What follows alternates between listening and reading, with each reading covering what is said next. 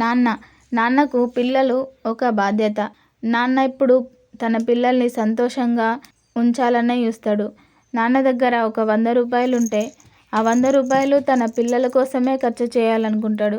కానీ తన కోసం ఒక్క రూపాయి కూడా ఖర్చు చేసుకోడు.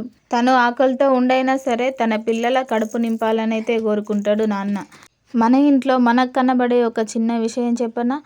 అదేంటంటే నాన్నను ఎప్పుడైనా మనం కొత్త బట్టలు కొనుక్కోమంటే తను చెప్పే ఒకే సమాధానం, నాకెందుకు, నాకున్నాయి, మీరు కొనుక్కుంటే చాలు అనైతే సమాధానం అయితే చెప్తాడు.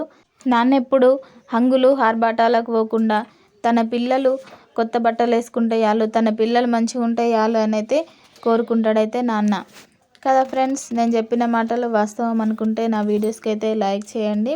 అట్లాగే ఆడపిల్ల జీవితంలో నాన్న తర్వాత పెళ్ళైన తర్వాతనైతే తన భర్తనైతే ఉంటాడు. తన భర్త కూడా తన భార్య సంతోషంగా ఉంటే చాలు, తన భార్యకి కొనిస్తే చాలు, నాకెందుకు అనైతే అనుకుంటాడు.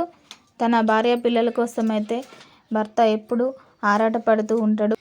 మోసేవాడికే తెలుసు కావడి బరువు అన్నట్టు అట్లా కుటుంబ భారం మోసే వాళ్ళకే తెలుస్తుంది, చూసేవారికి తెలియదు.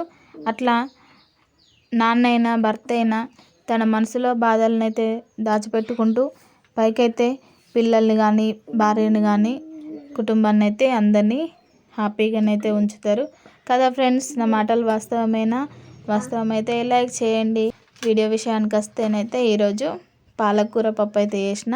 పాలకూర పప్పు and tomato meal maker curry అయితే చేసిన. ఓకే ఫ్రెండ్స్, ఇప్పుడైతే టేస్ట్ చేద్దాం. వస్తుంది పాలకూర పప్పు అయితే. ఓకే ఫ్రెండ్స్, వీడియోస్ కనుక నచ్చినట్లయితే లైక్ చేయండి, సబ్స్క్రైబ్ చేయండి. మరిన్ని వీడియోస్ కోసం నా ఛానల్ అయితే సపోర్ట్ చేయండి. బాయ్ ఫ్రెండ్స్, బాయ్, మరి ఉంటాను.